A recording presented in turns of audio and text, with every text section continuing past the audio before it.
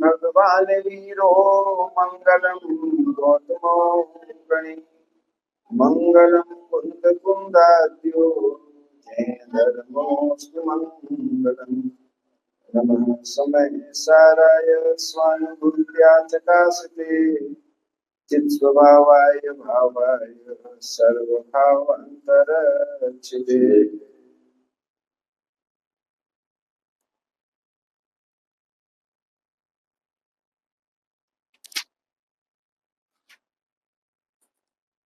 शाश्वत अष्टांगी का महापर्व के पावन दिन चल रहे हैं और यहाँ सिद्धि चक्र मंडल विधान का महान आयोजन है। तो भाई जी ने पहले ही चेतावनी दे दी थी जब इसकी सूचना दी थी कि जिसको सिद्ध चक्र में शामिल होना हो वो तो इसमें भाग लेवे, इसकी अनुमोदना करे, और जिसको संसार चक्र में घूमना हो तो वो दूर रहे इससे। तो हम सब यहाँ शामिल हैं, तो इसका मतलब ये है कि सिद्ध चक्र में शामिल होना चाहते हैं।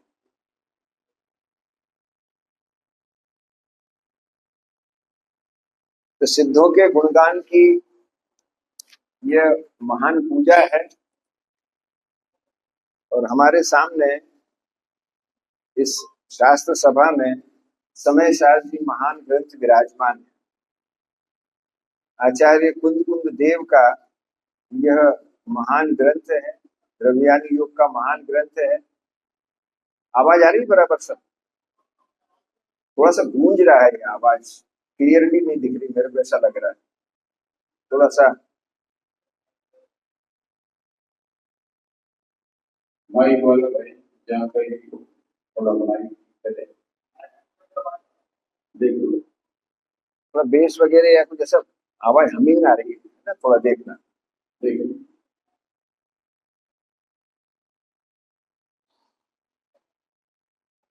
तो यहाँ मुझे सौभाग्य मिला है कि आपसे चर्चा करूं। तो इस शास्त्री जी के माध्यम से सिद्ध चक्र मंडल विधान के अवसर पर तो सिद्धों का गुणगान करना है, तो इसके लिए सबसे बढ़िया गाथा पहली गाथा है इस ग्रंथ की। मुझे नहीं पता पूर्व चर्चा में आ चुकी है क्या यहाँ पर पहली गाथा है? दोष नहीं है, जोरदार बात है। पूज्य गुरुदेव श्री की प्रातः काल की सभा में भी निरंतर समय सार गुंजायमान होता था। अभी भी हमने, जैसा कि मैंने सुना, 14वीं गाथा के आधार से पूज्य गुरुदेव श्री का अभी यहाँ पर व्याख्यान चलता था। उनकी अनुभव रस जड़ती वाणी है ना, समय सार का रस पिलाती थी। हम सभी मुमुक्षुओं को, सभी आत्मार्थियों को यह ग्रंथ बहुत प्रिय है। तो उसकी पहली गाथा के आधार से हम आचार्य का उपदेश ग्रहण करने की कोशिश करते हैं। देखिए, वंदितु सौव सिद्धे ध्रुवमचल मनोभवं गतिं पत्ते वोच्छामि समय बाहुड मृणुं सुध केवली मणिदम् ध्रुव अचल अनुपम गति पाए हुए सब सिद्ध को मैं वंद श्रुत केवली कथित कहूँ समय प्राकृत को अगो। ये ग्रंथ का मंगलाचरण है और इस मंगलाचरण में ध्रुव अचल और अनुपम गति को प्राप्त सर्व सिद्धों को नमस्कार किया है। इसका भी बड़ा गहरा प्रयोजन है, सो वो अपन इसके अर्थ से समझते हैं। देखो, गाथार्थ है ध्रुव, अचल और अनुपम, इन तीन विशेषणों से युक्त गति को प्राप्त हुए सर्व सिद्धों को नमस्कार करके अहो श्रुत केवलियों के द्वारा कथित यह समय सार नामक प्राव्रत कहूंगा। ऐसा आचार्य कुंद कुंद देव मंगलाचरण में सिद्ध परमात्मा को नमस्कार करके और एक ग्रंथ का कथन प्रारंभ करते हैं, उसकी प्रतिज्ञा करते हैं। प्रतिज्ञा करते हैं मतलब कि अब नियम पूर्वक उसको कहेंगे, पूरी विषय वस्तु को सामने परोसेंगे व्यवस्थित रूप से।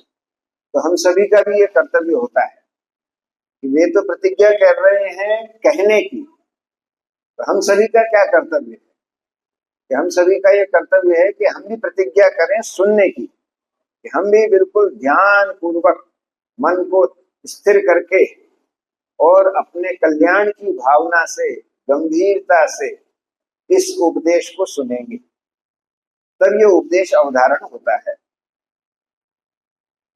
क्योंकि प्रायः उपदेश को हमें भी रूटीन की तरह सुने, इतना समय सुनना है, 1 घंटा सुबह 1 घंटा शाम सुनना है, ठीक है, ग्रंथ की बात है सुनना है, और ये तो सुनी हुई है, ये पहली गाथा तो बहुत बार सुनी है हमने। इस प्रकार का भाव लेकर के यदि हम सुनते रहेंगे तो फिर वो कार्यकारी नहीं होती है ना।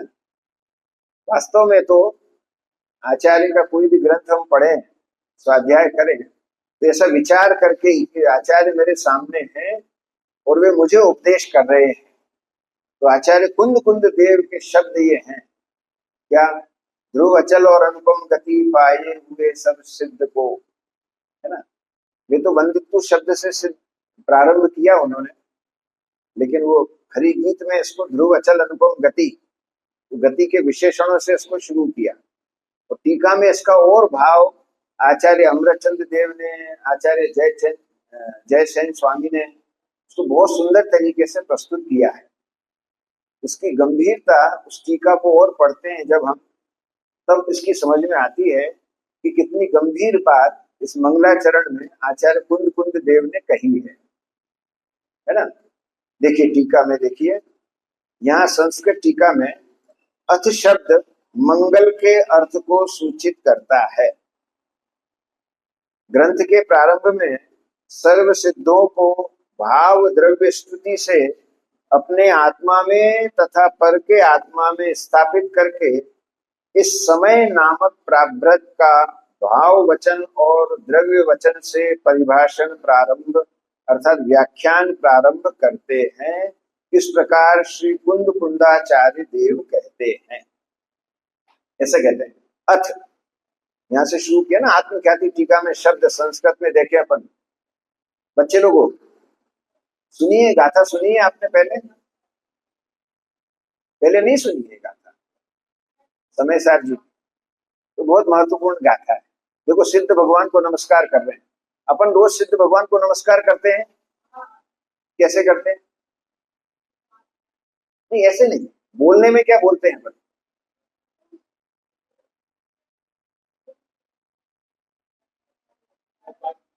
हाँ ये शाबाश, नमो का मंत्र बोलते हैं ना अपन, तो उसमें पहले नमो और हंताणम बोलते हैं, फिर बाद में नमो सिद्धाणम, है ना। तो मतलब क्या हुआ दोनों का? नमो और हंताणम मतलब हाँ, और नमो सिद्धाणम मतलब सिद्धों को नमस्कार हो। लोक में सर्व सब में लग जाता है ना। तो वे सिद्ध भगवान कैसे हैं उसको यहां पर बताया। कैसे हैं वे सिद्ध भगवान? सुना है, परिभाषा सुनी है आपने? हाँ कोशिश करो आप अपने शब्दों में बोलने की। कैसे हैं वे सिद्ध भगवान? हैं? हाँ बोलो बोलो।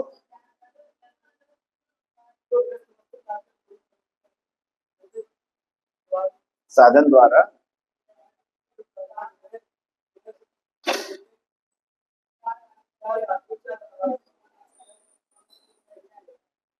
हाँ शाबाश। देखो उन्होंने पूरी विधि बता दी परिभाषा में। जो गृहस्थ अवस्था त्याग कर, मुनि धर्म अंगीकार कर, निस्वभाव साधन द्वारा 4 घाती कर्मों का क्षय करके अनंत चतुष्टय रूप विराजमान हुए, फिर कुछ समय बाद चार आघाती कर्मों का भी नाश करके और सिद्ध अवस्था को जो प्राप्त हुए, उनके 8 गुण प्रकट हुए, वे सिद्ध परमात्मा है, उनको मैं नमस्कार करता हूं। तो नमो सिद्धाणम बोलते हैं ना अपन, तो यहाँ पर भी वो उसका अर्थ बता रहे हैं। कुंद कुंदाचार्य देव बता रहे हैं, देखो अर्थ क्या कह रहे हैं कि वे सिद्ध भगवान कैसे हैं जिन्हें हम नमस्कार कर रहे हैं। और कुंद कुंदाचार्य देव भी मंगलाचरण में सिद्ध परमात्मा को नमस्कार कर रहे हैं। क्यों कर रहे हैं नमस्कार? ध्यान से सुनना बच्चों, है ना, तब ये बात समझ में आएगी। क्या कह रहे हैं देखो, यहाँ अर्थ शब्द मंगल के अर्थ को सूचित करता है। अर्थ अर्थात अब ये कहता हूं मैं, तो यहाँ पर गुरुदेव तो इसका अर्थ करते हैं कि अर्थ मतलब मंगल अंदर में प्रकट करके, ऐसे कुंद कुंदाचार्य देव इस समय प्रारब्ध नामक ग्रंथ को कहने का प्रतिज्ञा करते हैं। मंगल किसे कहते हैं ये तो पता है आपको सबको, किसे कहते हैं? उसे मंगल कहते हैं। तो यहाँ पर भी कुंद कुंदाचार्य देव ने भी मंगल किया है, तो उन्होंने क्या किया होगा? मोहराज द्वेष रूपी पापों को गलाया होगा और सच्चा सुख उत्पन्न किया होगा। तो वो जो मोहराज द्वेष रूपी पापों को गलाकर सच्चा सुख उत्पन्न करके अभी किससे प्राप्त होता है कि वो समय सारूप शुद्धात्मा के आश्रय से ही ये मोहराज द्वेष रूपी पाप गलते हैं और सच्चा सुख उत्पन्न होता है। तो वे स्वयं में मंगल प्रकट करके फिर मंगल करते हैं। बहुत गहरा अर्थ है इसका और बहुत महत्वपूर्ण है, लेकिन समझने लायक। क्या कह रहे हैं कि अब अर्थ शब्द मंगल के अर्थ को सूचित करता है। ग्रंथ के प्रारंभ में सर्व सिद्धों को भाव द्रव्य स्तुति से, सर्व सिद्धों को, है ना, कितने सिद्ध हैं? सिद्ध भगवान कितने? अनंत। और अनंत परमात्मा अनंत है। अनंत परमात्मा अनंत नहीं होते, वो गिनती के होते हैं, है ना, गिनती के होते हैं, अर्थात उनकी संख्या निश्चित रहती है। अधिकतम एक साथ रहेंगे तीर्थंकर परमात्मा तो कितने होंगे?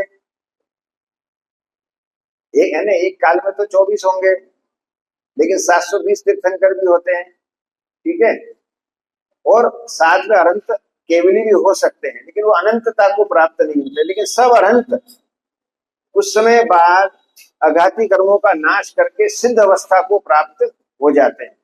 तो वे सिद्ध भगवान कितने हैं? आज तक कितने हो गए? अनंत सिद्ध हो गए, अनंत।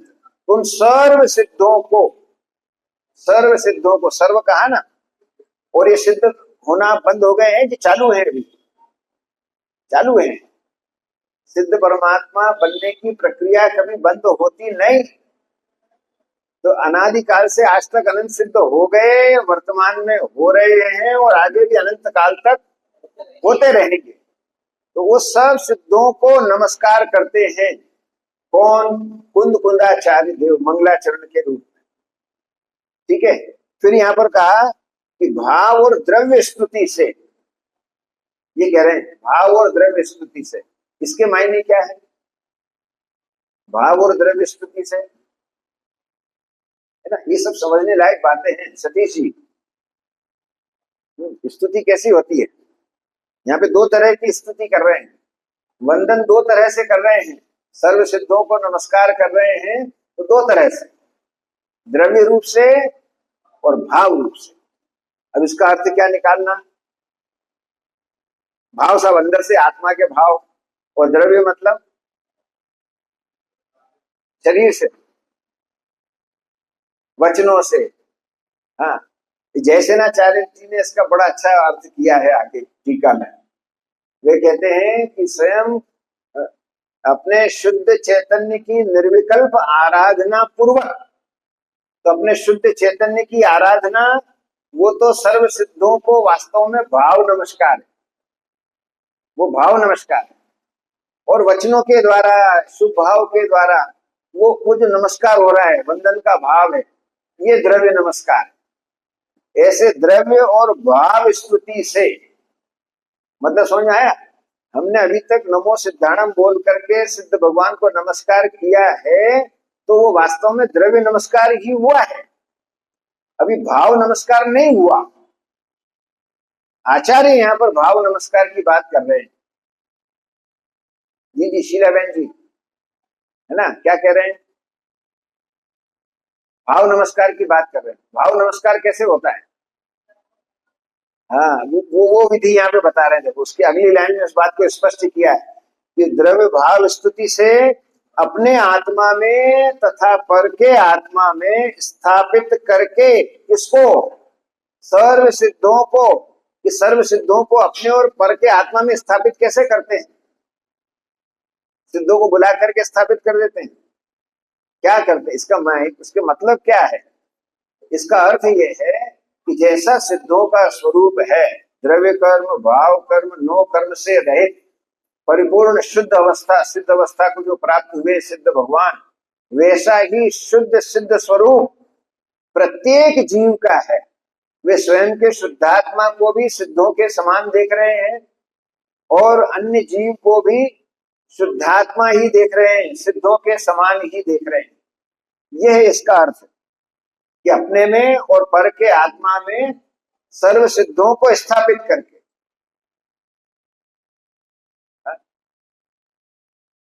आया बच्चों समझ में क्या कह रहे हैं? ये कह रहे हैं कि जैसे सिद्ध भगवान है ना, शुद्ध परिपूर्ण शुद्ध, ऐसा ही अपना आत्मा भी परिपूर्ण शुद्ध है। ऐसा ही सब जीवों का आत्मा परिपूर्ण शुद्ध है, सब जीवों का आत्मा। तो फिर जब अपन नमो सिद्धाणम बोलते हैं तो अपने को भी नमस्कार जाता है क्या? सबको अपन नमस्कार करते हैं क्या? हा? अभी थोड़ा सा सिर कोई ऐसा हिल रहा है, कोई ऐसा हिल रहा है। देखो जो अपने आप को शुद्धात्मा देखता है, हाँ समझ रहे हैं, वो समझ रहे हैं, सब एटम बम होते हैं जीव, सब शक्ति सब में है। उनको थोड़ा सा क्लू चाहिए, तर्क चाहिए, न्याय चाहिए, तो सब समझ जाएंगे, है ना। तो यहाँ ये कह रहे हैं कि अपने में और पर में सर्व सिद्धों को स्थापित करके द्रव्य भाव से भगवान को नमस्कार कर रहे हैं, सिद्ध भगवान को नमस्कार कर रहे हैं। अर्थात सच्चा नमस्कार तब है कि जब हम सिद्धों के समान अपने शुद्धात्मा को भी देखें और सिद्धों के समान ही दूसरे के आत्मा को भी देखें। इसको कहते हैं कि सर्व सिद्धों को अपने तथा पर के आत्मा में स्थापित करके। तो अपन तो सिद्ध अभी है नहीं कि सिद्ध है अभी? बोलो है? सिद्ध है तो फिर यहाँ कहाँ को बैठे? सिद्ध शरा में होते हैं? हाँ देखो, सिद्ध नहीं है, सिद्ध समान है। तो सिद्ध समान है और सिद्ध नहीं है का मतलब क्या है? इसका मतलब ये है कि अभी हमने अपने शुद्धात्मा को सिद्ध समान जाना नहीं है, इसलिए चतुर्गति भ्रमण हो रहा है संसार में बैठे हैं पर। लेकिन यदि पहचान ले तो हम भी सिद्ध बन जाएंगे कि नहीं बन जाएंगे? ये अवस्था में बन जाएंगे। और जो अवस्था में प्रकट होता है वो वही प्रकट होता है जो अपने स्वभाव में शक्ति में विद्यमान होता है ना। जो शक्ति होती है ना उसी की अभिव्यक्ति होती है। यदि अपने स्वभाव में शुद्धात्मा विराजमान न हो, अपना स्वभाव शुद्ध न हो, तो फिर शुद्धता प्रकट भी नहीं हो सकती। जो उसमें शक्ति रूप में विद्यमान हो वही तो प्रकट हो सकती है ना।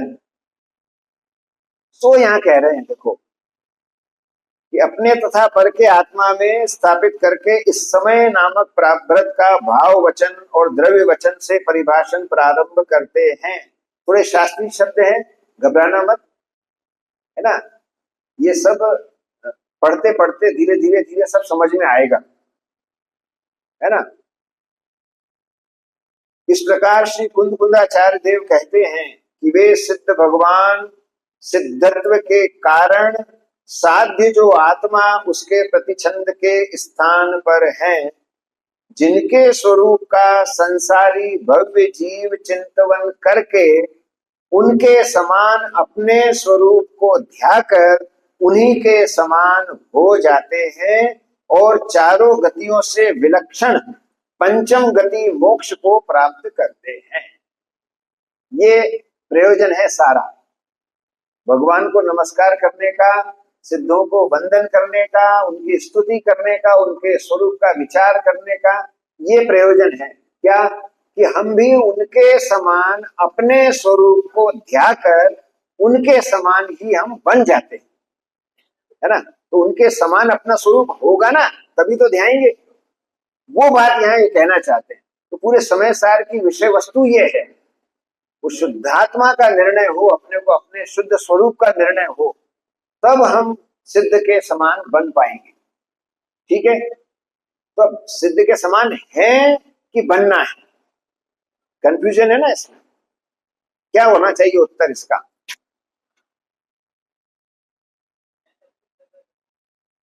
तो है कि बनना है और बनना भी है। दृष्टि क्यों करना है? फिर पर्याय में प्रकट हो जाएगा। बहुत बढ़िया बात है। हम उनके समान हैं, यह स्वीकारोक्ति होते ही उनके समान ध्यान करके हम उनके समान बन जाएंगे, अर्थात पर्याय में वो अवस्था प्रकट हो जाएगी, वो सिद्ध अवस्था प्रकट हो जाएगी। नहीं, अरे भाई जो क्रिकेट का खिलाड़ी होता है ना, क्रिकेट का खिलाड़ी होता है, तो जिसने पहली बार बल्ला पकड़ा हो, पहली बार बल्ला पकड़ा हो, तो वो सचिन तेंदुलकर की तरह बन सकता है कि नहीं बन सकता है? अभी पहली बार में नहीं बनेगा, लेकिन प्रैक्टिस करेगा तो बन जाएगा। क्यों? वो सचिन थोड़ी है, वो सचिन नहीं है, लेकिन सचिन जैसा ही है। वो भी लड़का है, वो भी लड़का है। उसने भी पहली बार जब बल्ला उठाया होगा तब वो ऐसे ही खेला होगा जैसा ये खेल रहा है कि नहीं ऐसा? लेकिन वो उत्कृष्टता को प्राप्त हो गया, उसमें दक्ष हो गया, तो उसके समान बन सकता है कि नहीं बन सकता है? हमें वो योग्यता है ना, पर वो योग्यता कैसे आएगी? अभ्यास करके, उसके स्वरूप का चिंतन करते हैं, वो कैसे खेलता है, उन्होंने कैसे कैसे प्रैक्टिस की, कितनी गंभीरता से की, कितना समय इसमें लगाया, उसके गुरु कौन थे, ऐसा सब विचार करते हैं ना अपन। ऐसे ही यहाँ पर कहते हैं क्या कि सिद्ध भगवान जो सिद्धत्व के कारण साध्य जो आत्मा उसके प्रतिछंद के स्थान पर है। साध्य जो आत्मा है ना, साध्य जो आत्मा, ये साध्य साधक द्वार में पंडित बनारसी दास जी ने भी दो अर्थ इसके किए, है ना। उसमें कहा कि साध्य भी दो तरह के होते हैं। एक तो प्रकट करने वाला साध्य, कि हमारे लिए साध्य दशा क्या है, हमारा लक्ष्य क्या है, हमें क्या प्रकट करना है, एक तो वो साध्य। और एक वो साध्य कि उस दशा को प्रकट करने के लिए हमें किसकी साधना करनी है, तो जिसकी साधना करनी है वो साध्य। और किसके लिए करना है, जो लक्ष्य हमें प्रकट करना है वो साध्य। ठीक है ना। तो सिद्ध भगवान कैसे हैं कि सिद्ध भगवान जो हमें दशा प्रकट करनी है, जो हमें दशा प्रकट करनी है, उस दशा में वे साध्य के स्थान पर हैं। और उस दशा को प्राप्त करने के लिए जिस शुद्धात्मा की हमें साधना करनी है वो शुद्धात्मा भी सिद्ध समान है, तो उनके प्रतिछंद के स्थान पर हो गए ना। ऐसा यहां पर कह रहे हैं। देखो, वे सिद्ध भगवान सिद्धत्व के कारण साध्य जो आत्मा उसके प्रतिछंद के स्थान पर है। प्रतिछंद मतलब एक, अपन कहें इसको दूसरे शब्दों में, प्रतिबिंब के स्थान पर है। जैसे दर्पण में प्रतिबिंब दिखता है, इधर वस्तु होती उधर प्रतिबिंब दिखता है, तो ये मानो कि सिद्ध भगवान है वो अपना ही प्रतिबिंब है, अर्थात अपना ही शुद्ध स्वरूप, वो उनके समान है। जयसेनाचार्य जी ने अमल शब्द कहा, उसमें अचल शब्द के साथ में अमल शब्द का भी अर्थ किया जयसेनाचार्य जी ने। तो उन्होंने कहा उसमें क्या कि जैसे वे द्रव्य कर्म, भाव कर्म और नो कर्म से रहित शुद्ध सिद्ध अवस्था को प्राप्त हुए हैं, अमल दशा है उनकी, ऐसा ही मेरा शुद्धात्मा द्रव्य कर्म, भाव कर्म और नो कर्म से रहित है। ऐसे उस शुद्धात्मा के प्रतिछंद के स्थान पर वे सिद्ध भगवान हैं, इसलिए सिद्ध भगवान को नमस्कार किया है। सतीश जी, कुछ काम हाथ में आ रहा है कि नहीं आ रहा है? लक्ष्य समझ में आ रहा है? क्या लक्ष्य आ रहा है अपने को समझ में? मुझे अपने शुद्ध स्वरूप चैतन्य स्वरूप का ध्यान करके सिद्ध अवस्था की तरह शुद्ध अवस्था प्राप्त करनी है। ये एकदम लक्ष्य ख्याल में आना चाहिए। बाकी सब ये जितना भी आयोजन है उस सबका प्रयोजन एकमात्र ये है, एकमात्र ये है। हाँ? और कहते हैं देखो, ये लाइन में तो पूरा अपने प्रयोजन कैसे सिद्ध होगा ये कह दिया, कैसे सिद्ध बनेंगे वो बता दिया। तो जिनके स्वरूप का चिंतन संसारी जीव भव्य जीव चिंतन करके उनके समान अपने स्वरूप को ध्याकर उन्हीं के समान हो जाते हैं और चारों गतियों से विलक्षण पंचम गति मोक्ष को प्राप्त करते हैं। अभी तक क्या हम पंचम गति को प्राप्त नहीं हुए कि नहीं हुए? अभी तो हमने तो भूमि चार गतियां न मानी जिनवाणी की बतियां। बहुत झूम झूम के गा लेते हैं इसको, नृत्य भी कर लेते हैं इस पर। हमने तो भूमि चार गतियां न मानी जिनवाणी की बतियां, खूब गा लेते हैं हम। पर कहना क्या चाहते हैं इस भजन में कि भैया अब ये घूमेंगे नहीं गतियां, ये हमने बहुत घूम ली गतियां। एकदम सावधान होने की और गंभीर होने की बात है। अब तो इन चार गतियों से विलक्षण, विलक्षण मतलब इनसे बिल्कुल विपरीत विरुद्ध भिन्न लक्षण वाली पंचम गति अर्थात सिद्ध दशा प्राप्त करने के लिए अब तो कमर कसना है। हरीश भैया ये कह रहे हैं आचार्य यहाँ पर, क्या कह रहे हैं कि जिनके स्वरूप का संसारी भव्य जीव चिंतन करके, जिनके स्वरूप का अर्थात सिद्ध भगवान के स्वरूप का चिंतन करके संसारी भव्य जीव, क्योंकि जो भव्य जीव होगा वही चिंतन करेगा, है ना? तो अगर यदि अपन चिंतन कर रहे हैं तो समझ लेना भव्य जीव है, मोक्ष के पात्र हैं और हम भी निकटवर्ती मोक्ष को प्राप्त करेंगे बहुत जल्दी, अल्प काल में। ऐसा विश्वास रखना अपने अंदर में, ठीक है? तो संसारी भव्य जीव, संसारी किसे कहा? संसारी किसे कहा कि 4 गति 84 लाख योनियों में परिभ्रमण करता हुआ संसार अवस्था को प्राप्त ये जो जीव है, यही जीव, यही जीव, सिद्ध कोई अलग नहीं होते हैं। यही संसारी जीव जिसको अभी हम तुच्छ मान रहे हैं, निकृष्ट मान रहे हैं, दुखी आत्मा मान रहे हैं, संसार में परिभ्रमण कर रहा है, कोई ठोर ठिकाना नहीं है, यही जीव यदि उनके समान अपने स्वरूप का चिंतन करके उसका ध्यान करता है तो उन्हीं के समान हो जाता है, उन्हीं के समान हो जाता है। इसलिए इसे पंचम गति, विलक्षण गति, ध्रुव गति, अचल गति, अनुपम गति कहा। इन सब विशेषणों का यहाँ पे बहुत सुंदर वर्णन है, विशेषण है। और जो स्वाध्यायी है, अभ्यासी जीव है, वे सब ने पढ़ा होगा, लेकिन उसको बहुत गंभीर होने की बात है। अभी पढ़ते पढ़ते भी बहुत समय निकल गया है, लेकिन यदि गंभीरता नहीं आई तो फिर ये समय तो ऐसे ही चला जाएगा, ऐसे ही चला जाएगा, ठीक है ना? इसलिए बहुत गंभीर होकर के हमको इस चर्चा पर चिंतन मनन करना चाहिए। ये मार्ग बता रहे हैं, प्रोसेस बता रहे हैं सिद्ध बनने की,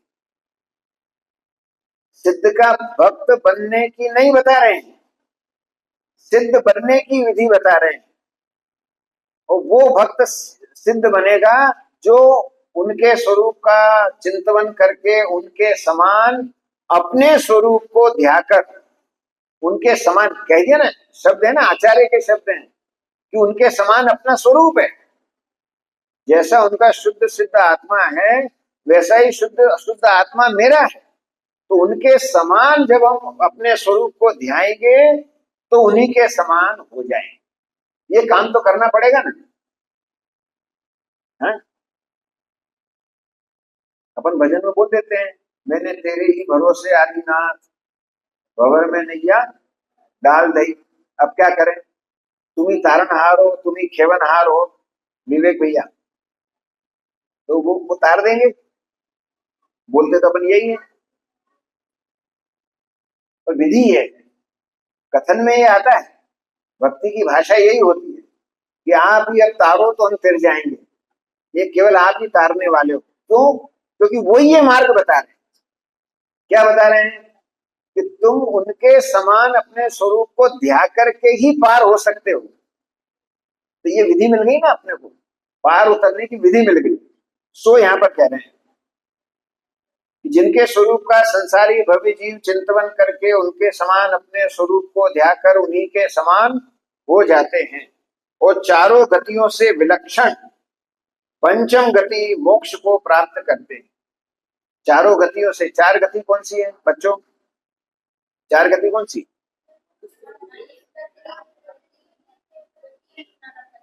नरक गति। चार गतियां है ना, इन चार गति के अलावा पंचम गति भी होती है। कौन सी? सिद्ध गति। जब गतियों से पार हो जाते हैं, गतियों का अभाव हो जाता है, परिभ्रमण का अभाव हो जाता है, तब वो कहलाती है पंचम गति। क्योंकि वो भी गति है ना, अवस्था है। गति कहते हैं अवस्था को। तो ये चार गतियां जो है, चार गति जो अवस्था विशेष है, ये संसार की चार गतियां हैं। जब संसार से पार होकर और हम सिद्ध अवस्था को प्राप्त होते हैं तो उसे कौन सी गति कहा? पंचम गति का। ये इन चार गतियों से विलक्षण है। क्या है उस पंचम गति में? सिद्ध अवस्था। सिद्ध अवस्था में क्या है? क्या होता है वहां पर? सिद्ध शिला है। सिद्ध शिला में जाके विराजमान हो जाते हैं ना, सिद्ध शिला के ऊपर। फिर क्या होता है वहां पर? कुछ खाना पीना, घूमना फिरना, आना जाना, बातचीत करना, कुछ भी नहीं। तो फिर वहां पे आनंद होगा कि नहीं? होगा वहां पर आनंद। कैसे? कैसे होगा आनंद बताओ, विचार किया है? हाँ, शाबाश। परंतु अपनी आत्मा में रमने से मिलता है सुख। ये सच्ची बात लगती है कि नहीं लगती है? लगती है। और बोलने तो सब लग जाते हैं कि नहीं सब बहुत सुखी हैं, आनंद में हैं। लेकिन आप यदि सचमुच में विचार करें गंभीरता से सिद्ध भगवान के स्वरूप का, कि वो जहां से मोक्ष को प्राप्त होते हैं, सम श्रेणी में विराजमान होते हैं, फिर अनंत काल तक वहीं के वहीं रहते हैं सिद्ध अवस्था में। फिर संसार में उनका पुनरागमन नहीं होता है। वे आपस में बात नहीं करते हैं, वे घूमने फिरने नहीं जाते हैं, कुछ खाना पीना नहीं है वहां पर, भवन नहीं है, टीवी, ये सब कुछ नहीं है वहां पर, मोबाइल भी नहीं है। तो वे सुखी हो सकते हैं? हो सकते हैं? कि हमें तो सुख के साधन लग नहीं रहे हैं।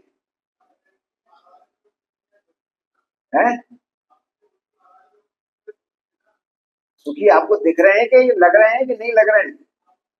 ये तो मुनि महाराज को भी ऐसे देखता है कि देखो अपन तो आईसी में बैठे हैं ठंडक में, और बेचारे महाराज को देखो वो तो कितनी गर्मी सह रहे हैं। कैसा लगता है? मुनि महाराज के बारे में ऐसा विचार करता है कि भैया वो कितने कष्ट सह रहे हैं। अरे वो आनंद में है, और वो आनंद में है ये बात पता कब चलेगी? जब उनके समान अपने स्वरूप को ध्याएंगे तब पता चलेगी। करे मैं बाहर में सुख खोज रहा था, बाह्य साधनों में सुख खोज रहा था, पर सुख तो मेरे भीतर है। वो निराकुलता में सुख है। वो निराकुलता अपने आत्मा के आश्रय से ही उत्पन्न होती है, बाह्य साधनों से निराकुलता उत्पन्न नहीं होती है। ये हमारा बड़ा भारी भ्रम रहता है। क्या? कि भूख लगी, भोजन कर लिया तो निराकुल हो गया, भैया छक के खा लिया, आनंद हो गया, ऐसा लगता है ना अपने। प्यास लग रही थी, बिल्कुल प्राण सूख रहे थे, उन्होंने जैसे ठंडा पानी पिया, मजा आ गया, बहुत आनंद हो गया, है ना। अभी लाइट चली जाए, पंखे उनके सब बंद हो जाए तो गर्मी लगने लगती है, तो एकदम लाइट आ जाए तो लगता है हाँ अब जान में जान है। तो अपने को बाह्य साधनों में सुख लग रहा है। तो वास्तव में यदि इन साधनों में सुख लग रहा है तो अभी हमको सिद्ध भगवान सुखी हैं, इसमें अभी अपना पक्का निर्णय है नहीं। ये विचार करना चाहिए। यदि हम ये विचार करेंगे कि वो जो चार गतियों से विलक्षण पंचम गति को प्राप्त सिद्ध परमात्मा है, वे परम सुखी हैं, परम आनंद में हैं, तब हमको उनके स्वरूप का विचार आने पर अपनी आत्मा का ध्यान होगा और हम भी उनके समान बन जाएंगे। ये प्रयोजन। ठीक है, अब इस चर्चा को अपन यही विराम देते हैं, समय हो गया है। इसको आप पढ़िएगा। और बारंबार पढ़ करके इसमें अर्थ को ग्रहण करें और इस लक्ष्य की प्राप्ति में गंभीर हो। बस यही मंगल कामना।